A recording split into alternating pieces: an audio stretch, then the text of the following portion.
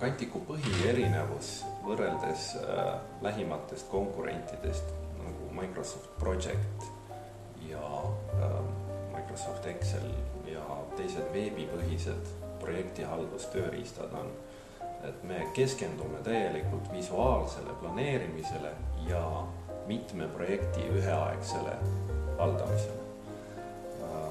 Loomulikult nagu ka paljud teised me teeme pingutusi, et lahendus oleks võimalikult lihtne, intuitiivne ja ise siiralt usume, et paljudest kallitest ja keerulistest konkurentidest oleme sellega sammu ees.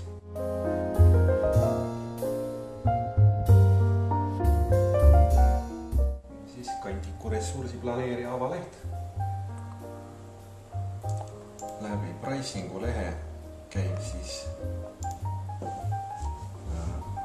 konto loomine. Võtta nimeks näiteks testing.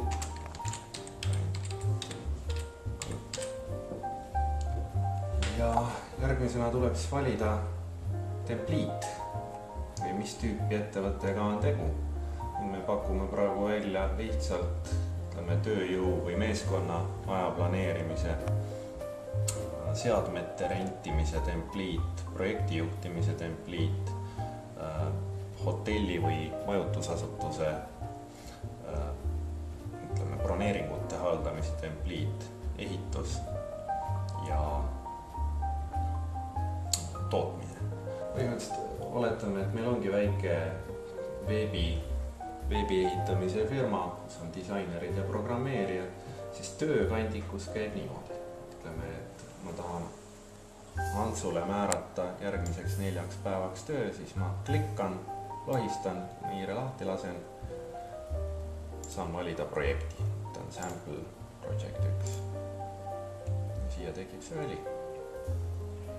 Siis nii-öelda ülesande.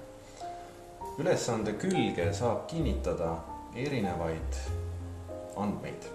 Siin vaikimisi on olemas sellised asjad nagu notes, status, supervisor ja cost, aga neid välju saab siia juurde teha väga lihtsalt.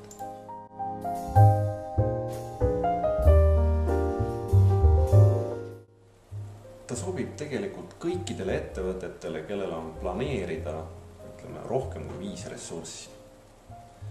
Näiteks meie enda ettevõttes, kus on 3 töötajat, temast saadav kasvu ei ole nii suur.